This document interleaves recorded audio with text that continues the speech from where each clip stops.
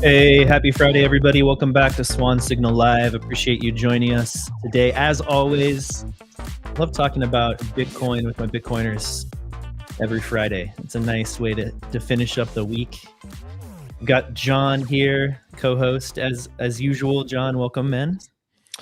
Welcome. I see we're all getting either caffeinated or about to be caffeinated, so we're rip roaring and ready to go here. Little creatine in this one too. Is that the creatine? The espresso creatine? It is. Beautiful. That's delicious. Alec, what's your caffeination routine? Do you drink I caffeine? got the espresso in here as well. I just, doubled up this morning, just half refilled. Beautiful. Yeah. I had a little bit too much, more than usual this morning. So I crashed for like half an hour ago and I'm back up again, up and running. So I got my 10 mushroom coffee. We actually had to wake him up from his nap, but he's right. He's here with us.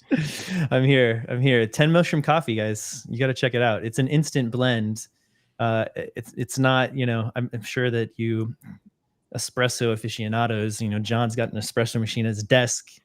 Won't like to hear this, but I make instant coffee in the morning, first thing I drink. And I do love myself an espresso, but that 10 mushroom coffee, man, it really does the trick.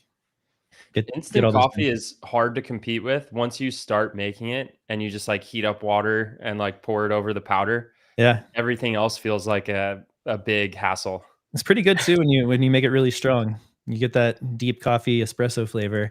Good enough, close enough. You're right. It's a trade-off. But the mushrooms, man, you guys got to try that out. It really helps, especially if you do it consistently over like a month or two. You definitely notice those cognitive benefits.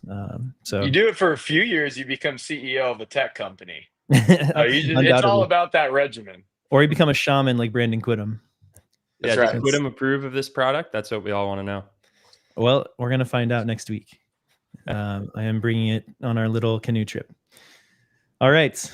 Excellent, everyone. Let's dive in for this week. We've got a few things to talk about. We'll start off here focused on markets as usual. I think the biggest news in the market front this week is from Jerome Powell. And, I always like to caveat talking about Jerome Powell's words by saying it's ridiculous, utterly ridiculous, that we hang off the words of one single person, parse them as, for days on business channels and the internet to try to divine what this means for the markets. So we'll take a look at what he said. Indicates conditions may warrant interest rate cuts as the Fed proceeds carefully. He gave a tepid indication of possible interest rate cuts ahead, as he noted a high level of uncertainty that is making the job difficult for monetary policymakers. John, I'll toss it over to you. Yeah, so this is the big news of today. For anyone who's following the Bitcoin price, you saw it was 12. It had a 12 handle this morning, shot almost vertical at about 10 a.m. Eastern when Powell started talking. It was 12.5 at 9:55. And then 10 minutes later, it's 14, 15, 16. And right now we're above 17. To be honest with you guys, this kind of surprised me because if you look at Powell's comments, and I've not read every word, but I've seen like the significant statements, and he basically he confirmed or he signaled that there's likely to be a cut in September, but the market, I thought, was already predicting a cut. If you look at futures, they were predicting very high probability of a cut in September. So Powell kind of just indicated that that's the direction they're headed. And I didn't see any other major comments that he made that through some oh my gosh, the Fed's on a totally different trajectory now. I know people love to analyze his tone and read into words and things like that. But I'm a little surprised that the market moved so much. And just checking in on other assets, the S&P is up like 1.5%. The NASDAQ is up 2% right now. So this kind of is like an across the board risk asset. I'll call it rally. That's how TradFi people would refer to things like stocks and Bitcoin. Of course, Bitcoin people don't believe Bitcoin is a risk asset the same way that stocks are, but that's kind of how they trade and are viewed by TradFi people. So yeah, Powell looks like we're going to get a cut in September. He did hedge his language as usual, and I'm a little surprised that the Bitcoin reaction was as vertical as it was. But I think that's also an indication of how difficult it is to day trade, or, just have like views on the markets on a daily or weekly basis. Because if you would have showed me literally the words, if I had Powell's speech beforehand, I would not have expected stocks and Bitcoin to do what they're doing. So trading the market on a daily basis, not an easy game. For sure. I take kind of the opposite approach, just because there's been so much negativity. Even a small positive news like this, I think, is what really kind of drove some of that excitement. I feel like people, at least on the internet, what I see on Twitter, X, and things like that, right? There's a lot of negativity and just apathy. It's been pretty sideways for some time, although we did just hit an all-time high, 2 weeks ago at this point. So it's just seems like short-term time preference taking place, but it's nice to see some positive language come out from the Fed, even though, I think predictive markets had it, 90+% chance of a rate cut. So it's what was expected, but I guess just that confirmation gave the extra kick. Alec, the all-time high was 8 days ago. It was Thursday. That was long ago. Can we actually talk about that for a second? Yeah. We were talking about all-time high last week. Yeah, it was like all-time high. It did sell off, within 24 hours of last Thursday, but it does seem a little crazy. And maybe this is just a PSA for don't, read into the sentiment on Twitter too much, or do it, but just know that it's very short-term oriented. You read what people are saying about Bitcoin and MSTR. It's like, they seem like they're in, forget generational wealth. They feel like they're in generational poverty or something like that. That's how some of them are acting with MicroStrategy at 350 and Bitcoin at 117. It just seems a little short-sighted to me. Absolutely. Yeah. I mean, I even forgot myself when that all-time high was. I don't pay attention to price super close. I don't have a ton of emotion with it, but yeah, almost seems as if that didn't happen or everyone forgot about it. Not sure what happened there. Jason, what's your take? What's your take on the recent sentiment? Powell, anything? Yeah, I'm pulling up the 1-year chart here to make a point. It looks like a year ago we were at 64K. So again, just extremely short time preference to be to be worried about this right now. If you zoom out even a little bit, right, and we all talk in the Bitcoin world about kind of like this 4-year minimum buy and hold. But if you zoom out even a year, this looks incredible. There's just, in my mind, there's not much to be bearish about here. But I would agree with what Alex said. It's that little bit of hope, right? Things have been stagnant on the interest rates for a very long time now, since December. People have been kind of really counting on those cuts to happen. And I think that's got excitement. So that's my take on that. Long-term focus, people. Long-term focus. Long-term focus. Same thing with the Bitcoin treasury companies, y'all, who've seen with managing the Sequans Bitcoin treasury. Definitely seen some people who, this has been 18 days since the pipe unlocked. We're seeing people be very short-term focused. But if you're going to invest in Bitcoin, we've talked about most all Bitcoiners talk about long-term focus. If you're investing in a Bitcoin treasury company, same thing. If you like the thesis, get in there long-term, because Bitcoin's a long-term investment. Anyway, let's talk about actually some long-term price action, because we had an interesting occurrence on the charts, and we're not big on technical analysis here, but this is a long-term metric here, the single or the monthly average. So the SMA crossover happened this week. This is the simple moving average, right? 200-day simple moving average. So it just takes an average of the past 200 days and sort of rolls that forward and kind of smooths out the price here. You can see on the gray line. And when we do cross the 200-day simple moving average, typically followed with quite good returns. So, John, you want to elaborate here? Yeah, I think this is a really well done chart. And the 200-day moving at the vertical lines you see here are 100, 1,000, 10,000, and 100,000. And as Brady said, we crossed the 200-day moving average, went above 100K for the first time just this week. And some very clever people put together this chart and said, okay, what did Bitcoin price do in percentage terms. That's the left-hand side of the chart here. And that is a log scale, right? Yep, that's a log scale on the left, just FYI. And what's interesting is you can kind of see that when we cross those critical thresholds, like the big new order of magnitude, there typically is this big run up in price. And you can see it's a little different each time. In 2013, it was like super quick spike higher and then a blow off top very soon after that.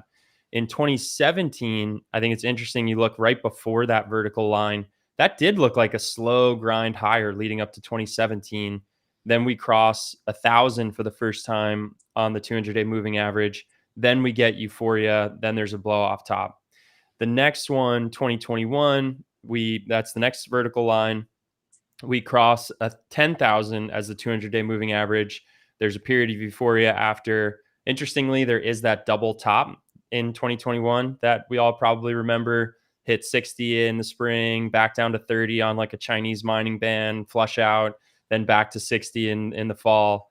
So that was kind of a unique thing. I know there's people who have theories about like FTX shenanigans maybe causing the double top. I don't know, but choose your theory on that one. And then the last thing that I think is interesting on this chart is you just look at what is basically from 2024 and on.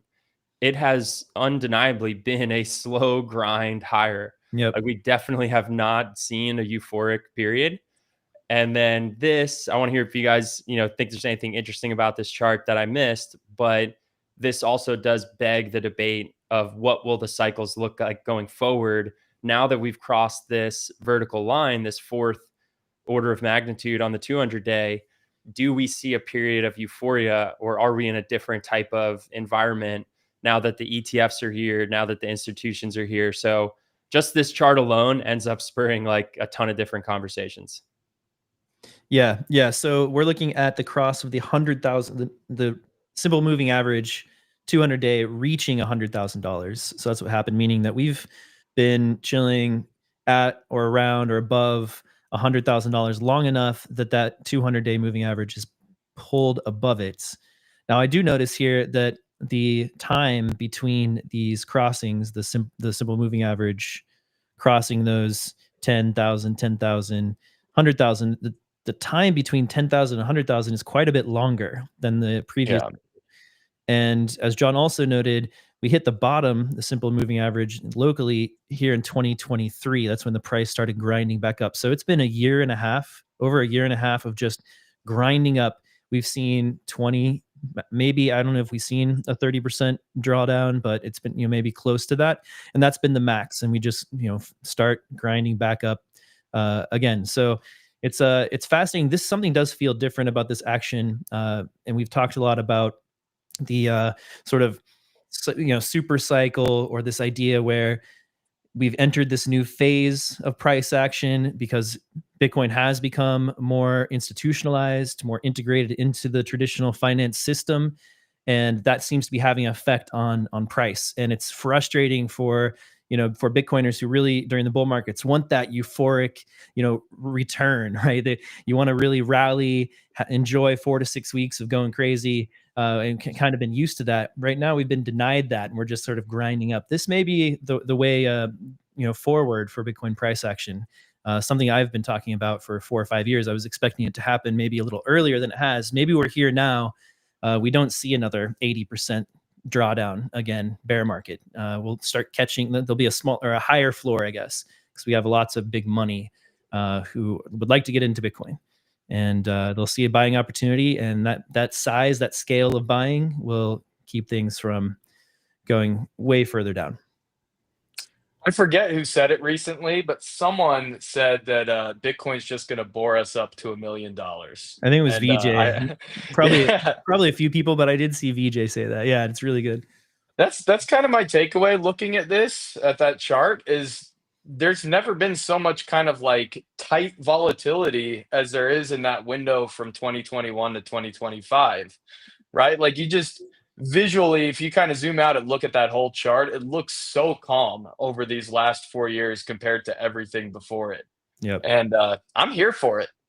Keep me bored. Keep the grind going. I like it. Yeah, I like it too.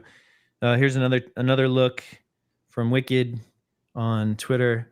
Produces really cool charts and data visualizations about Bitcoin. Here's the 200-day moving average and the 200-week moving average, just to take a look as another view into it. And I like to see that weekly moving average as well, which is never gone down, I believe, in the history of Bitcoin. Pierre Roshard commented on this kind of action today, and we've definitely shared this sentiment on the show before as well. He wrote, sideways BTC USD is maintenance that tightens the bolts on a long bull market. Moving averages catch up, support hardens, leverage resets, and new capital onboards. This is how we could avoid steep 80% drawdowns and big bear markets. So I tend to agree with him on this take, and this is what I think we will be looking forward to in terms of Bitcoin price for the coming years. Absolutely. The one thing that I always talk about with my clients in regards to, is this cycle different, things like that, is just, I look at the market participants, right? Bitcoin, crypto in general is mostly retail driven. Prior to, the ETFs launching, essentially was kind of that major green light. So, just to me, it's like, do these market participants act the same way as retail?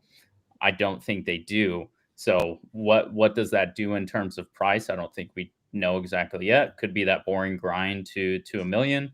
They could be more strategic in different ways, but yeah, there's a lot more different tools in terms of options and such on the ETFs, as well as, these large institutions buying Bitcoin. I don't think they're going to treat it the same way as me or you, or the, person that's only had Bitcoin for 1 year, bought the top, sold the bottom type deal. Right. So that's the way I look at it, is just from who is buying this and who was buying before. Right. It's not the same picture.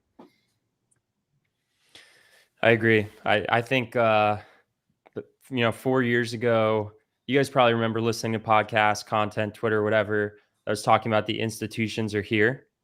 Like, that was a narrative in 2020, 2021. Yep. And like, strictly speaking, did some institutions buy? Obviously, MicroStrategy did, Tesla did, Square did, and some others, right? But the institutions are here was like clearly too early. Yep. And it was more retail driven. The euphoria was more retail driven, like pretty undeniably, in hindsight, at least. Now in this cycle, I think the institutions are here. I think now you can't deny that that's, and retail isn't. But then here's the other thing is, like, even if retail comes, I don't know if they'll be able to bid up the price to like euphoria, just because how do you compete with like, there's like small, quote unquote, small Bitcoin treasury companies that are acquiring 50 million, 100 million worth of Bitcoin. Yep. And whatever MicroStrategy is doing on a regular basis, whatever MetaPlanet, the top ones, are doing on a regular basis. So I'm starting to feel like I'm in grind higher camp. And of course, that doesn't mean we just stair step higher forever. There's still going to be 20, 30% drops, but like, maybe there won't be the euphoria and big blow off top anymore. Which is what brings in the retail. Yeah, exactly. Right? Because it gets a bunch of news. Bitcoin's up 20% in the past week, 30%, 40%. And everybody wants to pile in. This is how market psychology works. So if we don't have a huge 30% run up in 2 weeks, then we may not see that kind of retail FOMO. And that, I would argue, is probably a good thing, because then you leave a whole bunch of people with a bad taste in their mouth about Bitcoin because they bought a bunch, and then 6 weeks later it was worth less because it was a blow off top. So it's probably better for retail that doesn't happen, and it might not now. Yeah, I mean, the volatility was always one of the like negative arguments against Bitcoin being a savings technology or a money, right? So if that Yep. flattens out, I just think it increases the desire. If it's a regular steady rate of return, hopefully that would entice more people to understand Bitcoin and not be so scared. Historically speaking, 10 corrections Bitcoin has had, if I can trust this Charlie Bolello chart that I just found. He normally puts out good content, so I assume this is true. 10 corrections going back all the way to 2010 from the all-time high. 10 instances of a correction of 40% or more. There have been obviously some like 30, 20% corrections in there too, but not counting those. 10 corrections of 40% or more. Since the ETFs have launched, we've had 2 30 plus corrections, 30% plus corrections, but nothing bigger than that. Yeah. So that is kind of, we're kind of, it sounds like we're agreeing as a group that is what we think the price action is going to look more like going forward. Yeah.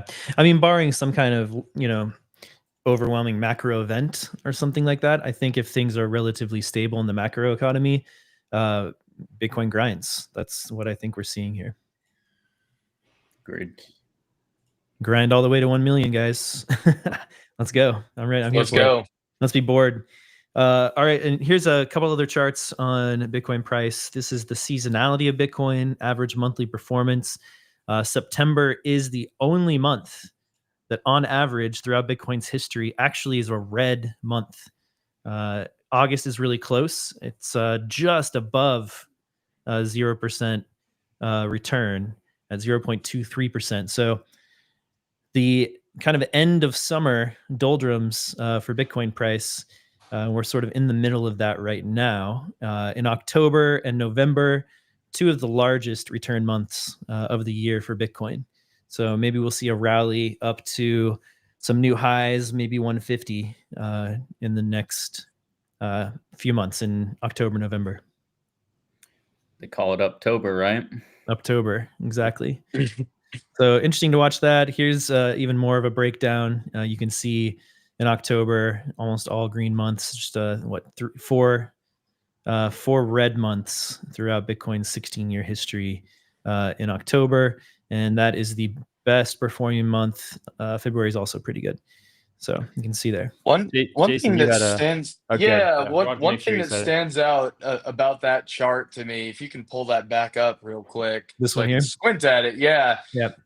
In the 20, so if you're comparing right now to previous 4-year cycles, you're oftentimes looking at today versus 2013, 2017, 2021. If you notice in August, all of those months are deep green in August in 2013, 2017, 2021, and we're red there now. So you see a little bit of a divergence there, and it makes me wonder with September coming up around the corner if we're going to see that same pattern break. Just something that kind of stood out to me there. Yeah, that's a really good point. Some of these biggest month returns, just for fun. November 2013, 451% up in a month. This is the kind of blow off tops that we're talking about. April 2011, 352%, followed by 187%.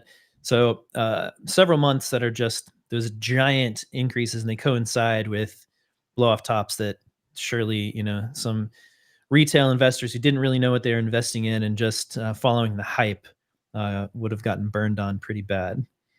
Can we give a shout out to November of 2013? Yeah, I think it did. 451%. I was not around for that one. I did not know Bitcoin did that much in 1 month. In 1 month. Yeah. Wow. I mean, August 2017 was pretty wild too. That's almost 74% there. I would have thought, just thinking back to 2017, that's kind of where I had my first exposure to Coinbase account and all that stuff. I would have thought that large number would have been in November. Just thinking back to that seemed like where most of the action happened. So that's a little surprising. Of course, those returns in October, November are also quite big that year. So yeah. Yep. 2017 was wild.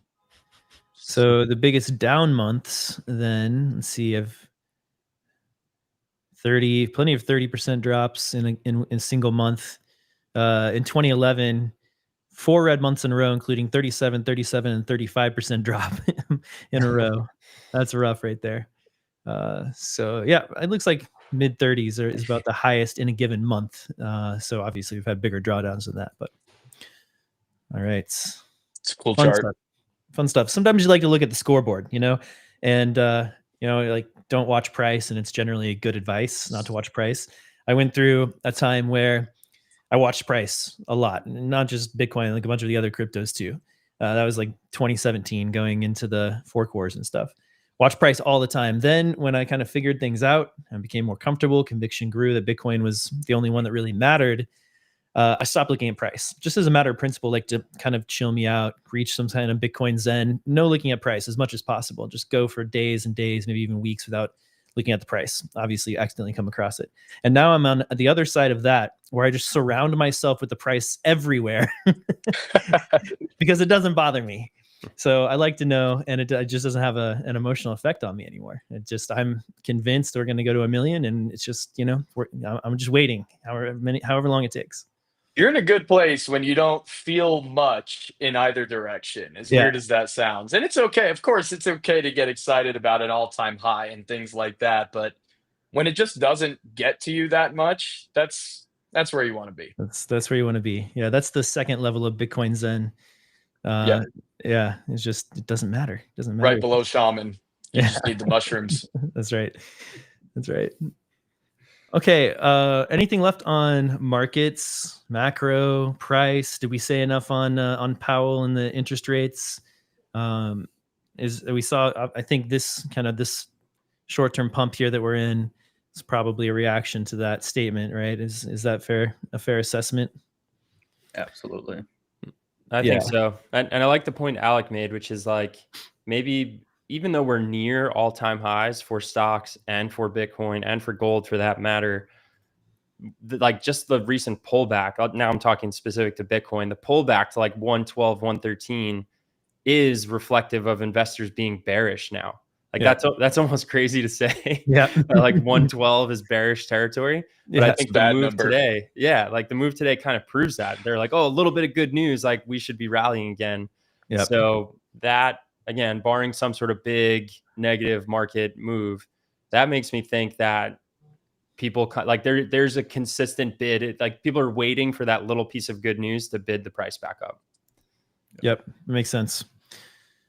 MSTR revised guidance this week. Actually, let's start here. We'll do that one next. So they issued this guidance about how they will react at and what tools they'll use at certain MNAV levels, which is the multiple of the net asset value of the treasury itself. So basically how much their Bitcoin is worth, and are you trading at a price that's more than the Bitcoin itself in the treasury. And so they issued this, 3 weeks ago, I think, on their big call.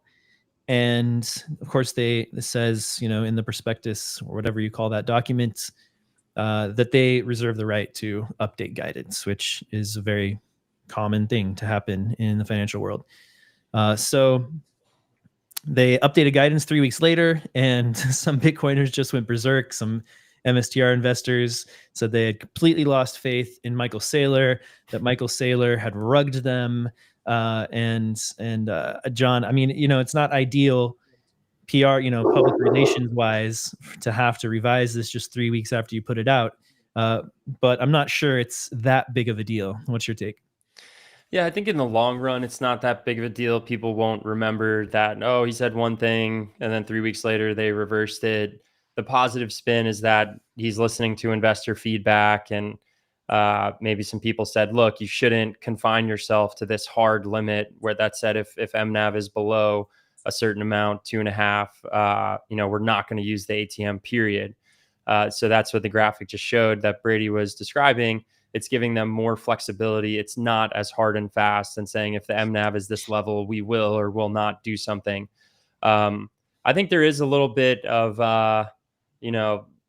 crying, just to put it bluntly, on Twitter, more so in the MSTR world. And this is more of a Bitcoin-centric show, obviously. Anyone who listens knows that. We're not like an MSTR-centric show. We obviously talk about the treasury companies because we do think it's a big part of the Bitcoin world and the Bitcoin narrative right now. We're believers in them. We're not haters, but it's just kind of one part of the story right now. I think the people who are like all in on MicroStrategy, some of them, not all of them, but some of them are kind of short-term in thinking right now. And they're just looking at the price, and, the price of the stock is like 350 or something. And they're pretty upset about it. And they're blaming Saylor for, communicating one thing and then changing. So sentiment is a funny thing. It can go up and down pretty short order, especially on Twitter. But that was big news because MicroStrategy obviously leads the pack for the Bitcoin treasury companies, to say the least. And for them to basically say, oh, okay, 3 weeks ago, we issued this guidance. Now we're going to do it a little bit differently. It was a big story. So we feel like we have to cover it here. I think one point here is like, if you consider a scenario where Bitcoin has a significant pullback, let's say it's a 30% pullback and we're down in the 80K range or whatever. Do you want, and MSTR is trading at 2.3 MNAV. Do you want them to not be able to hit the ATM and stack Bitcoin at a discount because it's marginally below that 2.5, or do you want them to have that optionality? I think that's what this is about. I don't think it's a license for Saylor to go abuse it, and I don't think he's incentivized to do that. He wants the stock to perform. He wants it to hit certain price targets, so those convertible notes that he started out with, so he doesn't have to pay back that debt and it converts to equity. I mean, I think his incentives are still in place here, and I just don't think he's going to abuse that. I don't know. Maybe that's an oversimplified take. That's how I'm viewing this.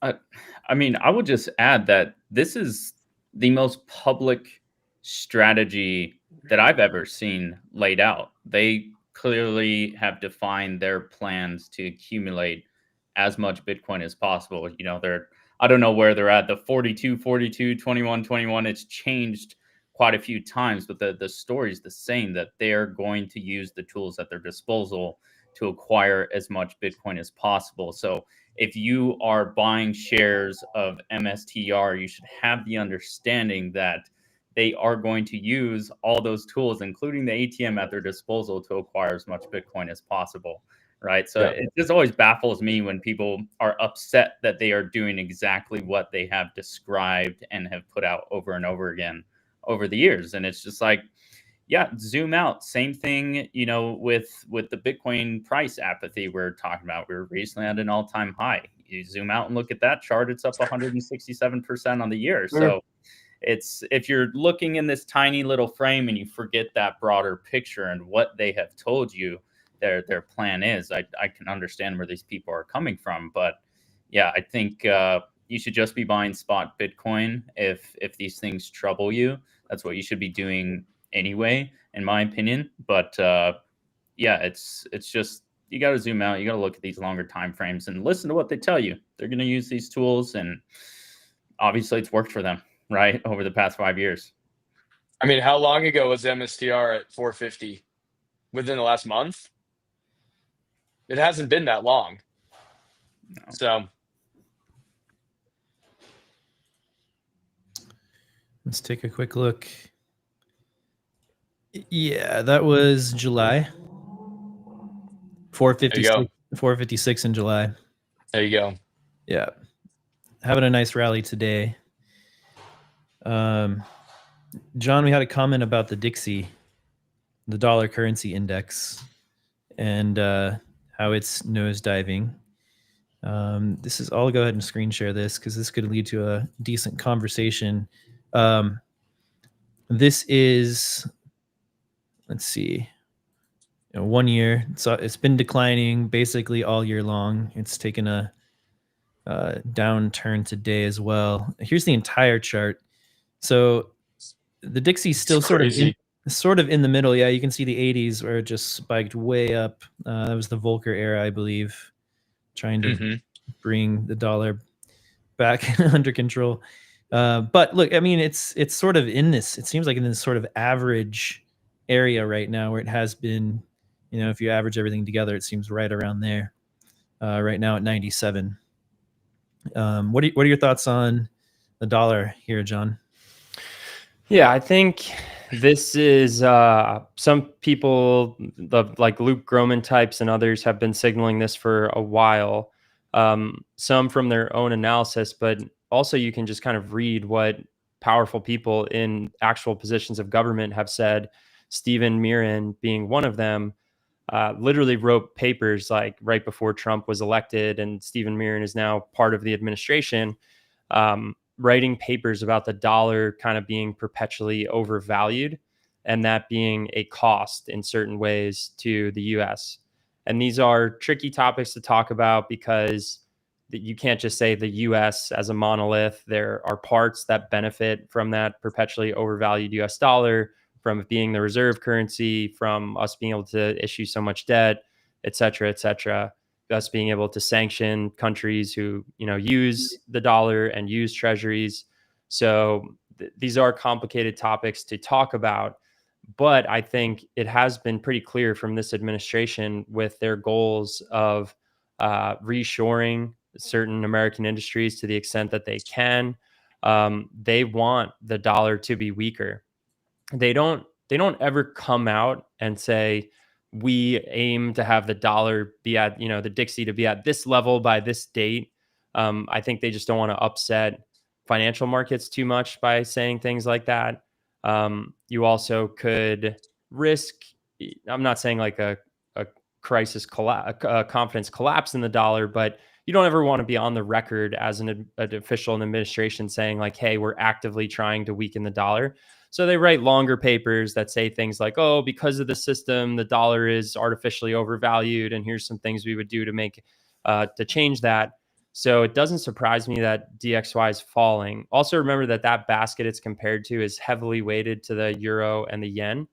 But yeah, it doesn't surprise me. I don't think it's going to like go into free fall or anything like that. But out of going higher or lower, I would expect it to go lower throughout the rest of the Trump presidency. Sweet. Thanks for the summary there. We'll also mention real quick or on MicroStrategy that it has now met all of the criteria, the 7 criteria to be included in the S&P 500. They're not included yet, but this is a checklist of the different criteria, and it looks now like MicroStrategy has met them all. John, do you know which was the last one that they I think this is new, that one of these just got checked off recently, and that when they come back around to changing or updating, I guess, the S&P 500 list, that they will be qualified. I don't know which is the most recent. I was going to turn it to you guys because this is not something I've really dug into. I've heard enough people talk about it to say that S&P inclusion is, yes, there's like criteria you have to meet, but then it seems like there's a board or a committee or something where there's some subjective decision making that goes on, Right. which is why it seems like people are still unsure. Is that kind of what you guys have heard? That's Anything what I've else to heard. add to that? Yeah. I think it was the earnings. I think, right? Because yeah. they were just able to post the positive earnings. But yes, I have heard there's also a council. So, I feel like it's probably one of those things. It's Bitcoin. It's probably going to get passed the first time around. That's my opinion, but we'll see, I guess. Yeah, and the reason that's important is that there's a lot of what they call passive flows that come into a business's stock if they're included in a big index like that, because a lot of different financial products are invested in the S&P 500 as a whole. So that's why that's important. All right, this was another debate on Bitcoin Twitter this week. Kenneth Rogoff, he's a Harvard economist, said that Bitcoin was more likely to be worth $100 than $100,000. This was a while ago. He says almost a decade ago. He wrote that he was far too optimistic about the U.S. coming to its senses about sensible cryptocurrency regulation. Why would policymakers want to facilitate tax evasion and illegal activities? Second, I did not appreciate how Bitcoin would compete with the fiat currencies to serve as the transactions medium of choice in the $20 trillion global underground economy. This demand puts a floor on its price, as I discuss at length in my new book, Our Dollar, Your Problem. And third, I did not anticipate a situation where regulators, especially the regulator-in-chief, would be able to brazenly hold hundreds of millions, if not billions of dollars in cryptocurrencies seemingly without consequence, given the blatant conflict of interest. Well, Trump won. If Trump won didn't tip off that he's able to get away with blatant conflicts of interest, I'm not sure what would have.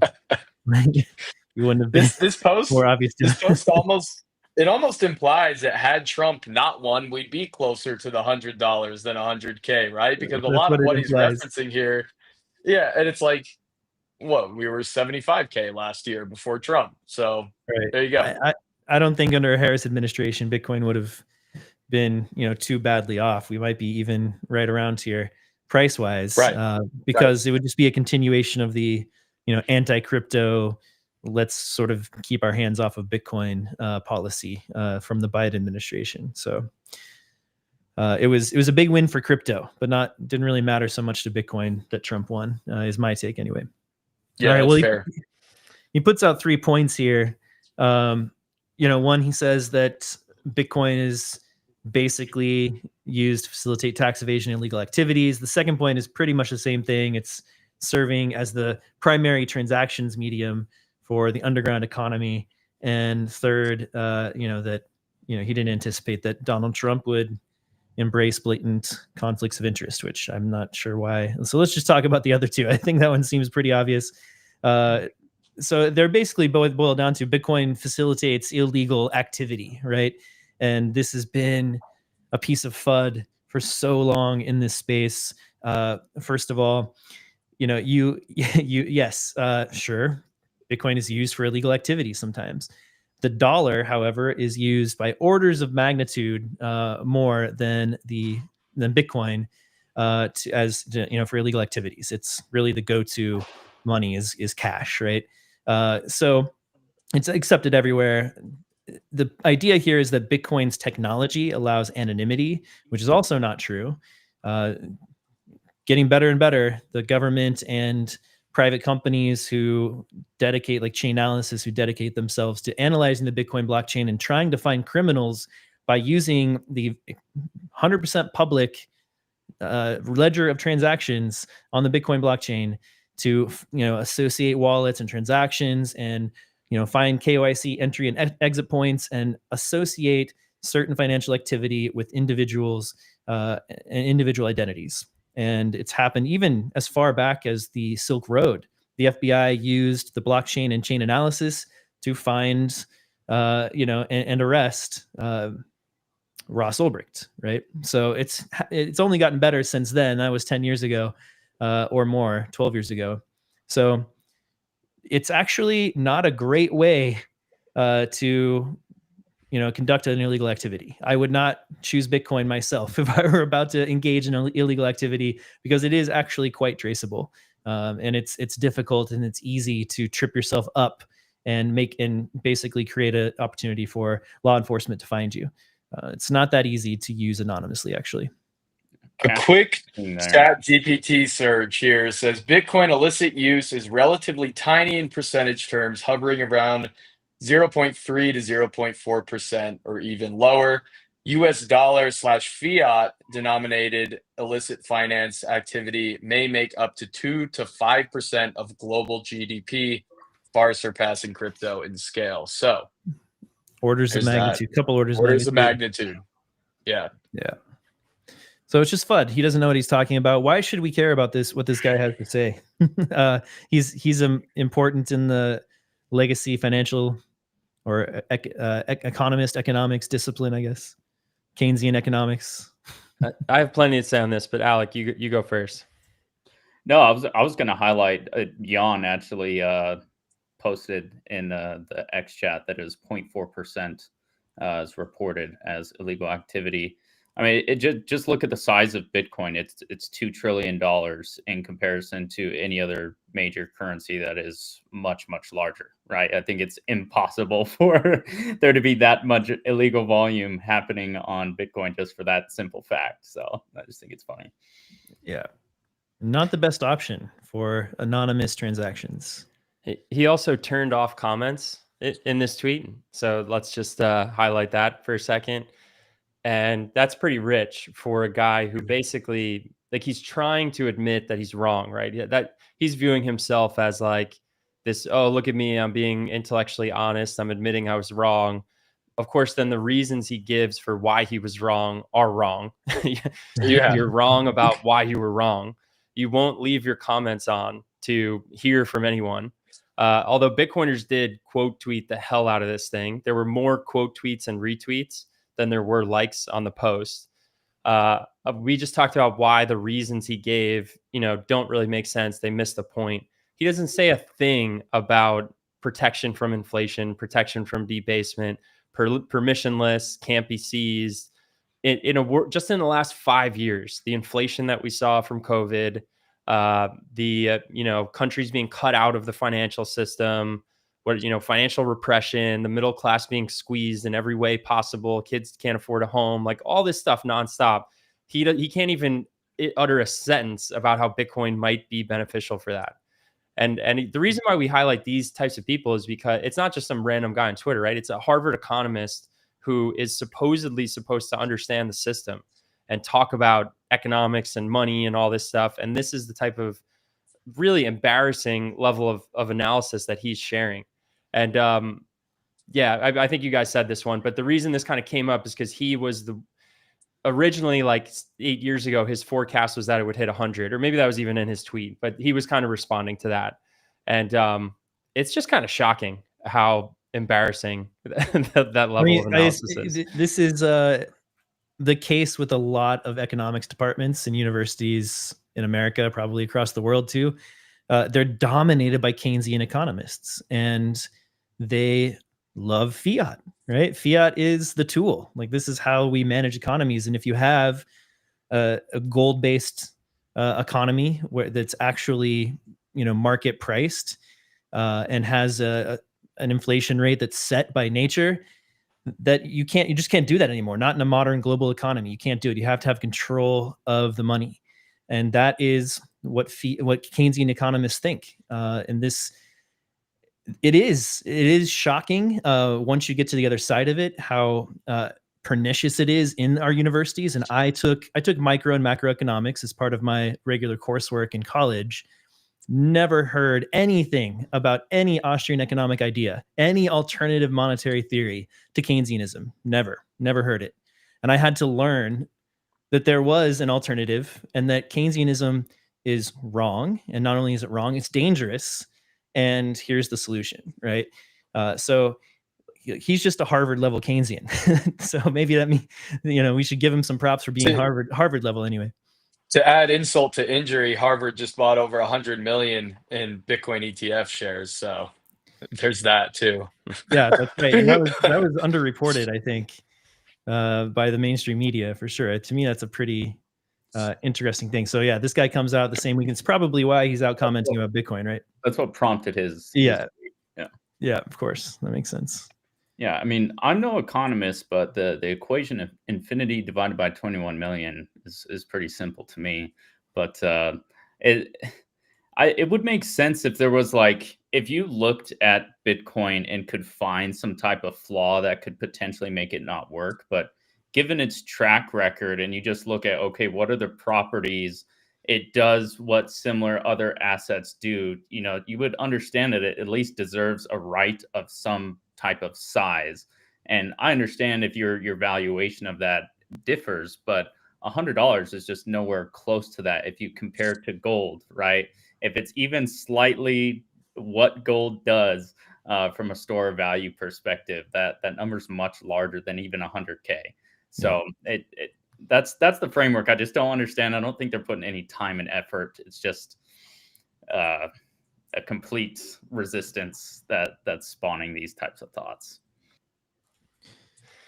I want Bitcoin to have better critics. Like I genuinely, we're all so convicted at this point. It's like we want to hear people say, "Hey, have you thought about this? Could this go wrong?" And we want to have like good dialogue about it. And then the supposed experts like Ken Rogoff come out with just like hot flaming garbage, and it's like, okay, we're waiting for the better Bitcoin critics. I like Jan's response here as well. He's watching. Yeah, it's fun to have Jan hanging out in the chat. Academics operate in theoretical contexts. It doesn't appear to be approached as a science. If it is a science, then observations in nature should be used to disprove hypotheses. Instead, they just find more creative ways to justify their hypotheses. They justify their hypotheses are still valid, is how I finished out there. Yeah, the only thing is they're not very creative on justifying their hypothesis either. Yeah. Austrian economics is based on praxeology, which I think is more of a, it's a logic-based study of human behavior, of human action. And to me, that's much more akin to a scientific approach to economics than the, like Jan says, finding a way using math and massaging equations, statistics, which, we know statistics lie for various reasons, and to predict aggregate economic behavior, right? But it seems it's much more of this philosophical, sort of loose approach to understanding economics, and it changes regularly over the decades. There's just, if there's a new situation faced, reality faced broadly by the global economy, they'll adjust their philosophies to, kind of suit the ends, as opposed to Austrian economics, which is just looking at human behavior, at human action, and using it to, observe exactly what's happening, right? They observe human behavior. That's really where it's based. And so, yeah, I think it's a great point there by Jan. Is it Jan AI? Do we know if it's really him? He might have coded something up to just That's true. chime in on what we're talking about. That's true. If you don't know, Jan is co-founder and CTO at Swan. So it's awesome to see him hanging out here. But you're right, John. We shouldn't take it for granted that this is Jan. Maybe a Jan AI that he has, agents all over the internet participating in conversations. It's the best bot comments I've ever read. So keep it up. All right, let's take a look at this one. Changing topics. Lola Leitz, who is a digital security kind of analyst on Twitter.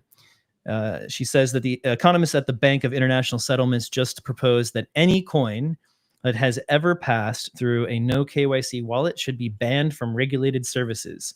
The economists argue that their approach would enable a culture of self-policing or duty of care in which users, even users of non-custodial wallets, would not accept no KYC coins, report illicit activity, and engage in voluntary KYC. This is insane. This is actually insane. There have been policies that have been adopted by certain regimes where you are rewarded and encouraged to, like give up your neighbors and your friends to the authorities. This reeks of that. And we've talked a lot about the Bank for International Settlements. It's been a while, actually. The head of the Bank for International Settlements, Augustin Carstens, he has talked about, and with his sort of banking partners in the global banking cartel, about how to bring all of this under control, the entire monetary system under their control, and use it as a surveillance mechanism to watch and prevent people from taking certain actions, and social credit system, all that kind of idea, but globally. And this is their proposition here that they're putting out to the global banking cartel, to central banks all over the world, to the big private banks, all the way down to people who are publishing apps that manage transactions on the App Store. So any regulated entity would have to, by law, deny any transaction of any coin that has ever passed through a non-KYC wallet, forcing everything to go through KYC. And we have enough KYC in Bitcoin already. It's part of sort of reluctantly have to engage it to interact or interface with the traditional financial system. It's one of the things we really don't like at Swan, is that we have to participate in KYC, and we work as hard as we can to help our users get through that process with as much privacy intact as possible, advocating for policies at the federal level that I guess lessen the power of KYC. So no surprise that we see this kind of language coming out of the Bank for International Settlements. Gentlemen, let's take a quick look at this chart, or this graphic that Lola posted along with her tweets. And you can see, I think is this from the Bank for International Settlements? It looks like it is. I think so. Yeah. So basically it's showing that there's four different sort of statuses for the state of a token: clean, indirectly tainted, directly tainted, fully tainted. And each of these would be, dealt with in progressively harsher ways. So basically taking any transaction and deciding through this algorithm that they create whether or not it is fully tainted and therefore denied, or it's clean and has their blessing. Doesn't it feel like the whole KYC, when you haven't done anything wrong, to me, it's like the epitome of guilty until proven innocent, right? It's like the opposite Yeah. of innocent until proven guilty. And I know the case on the other side is going to be, how do you stop, illicit activities? How do you stop drugs? And they'll say things about how illegal activities are harming people, sex trafficking, whatever, pick your poison. And it's all bad stuff. Nobody's defending that, but it's just, there's a lot of bad things that happen. That doesn't mean we give up the rights of individual people and liberty, especially in a country like the US. There are other countries where I think this flies more because they just don't have a history of individual people having rights. But in the US, and this is the BIS, so maybe this is outside of the US, but I would hope that this kind of stuff never flies in the US. Although, I mean, as I'm talking out loud here, this is KYC AML stuff, and we do have tons of KYC AML stuff. I think I'm just agreeing with everything going back to like the Bank Secrecy Act in 1972 or whatever it was. It's just inconsistent with the principles America's founded on. It's basically guilty until proven innocent. And I think the authorities have to find other ways to stop those illicit activities, because I don't even think it's been demonstrated that all of these types of activities that they're doing, monitoring, surveilling, data collection, have actually been a net positive. Totally. I don't understand exactly what they're going for here and how this differs from how we treat the dollar, but it seems like they're almost using like the Bitcoin crypto as an excuse to go, even further with the control, right? We have all these systems in place. They want to push it further. Everybody's resistant against CBDC, but if we want to allow these Bitcoin and things people actually want, we're going to try to push that boundary a little bit further. I don't know if that's exactly what the aim is here, but I just don't see these types of things happening with cash, right? If I want to go deposit my cash, they're not verifying, the whole trace history of it usually. So I don't know. It's not good. Not your keys, not your coins. Look for ways to accumulate Bitcoin in a way that helps you maintain your freedom as much as possible. It's not always easy, but you can look into it. It is a bearer asset. You can take it into self-custody, and we are here to help you do that. Gentlemen, I'm going to take a look at Swan Private, IRA, and Vault as we go out here. I'll give you a chance, though, for any last words or summaries before we hop off for the weekend.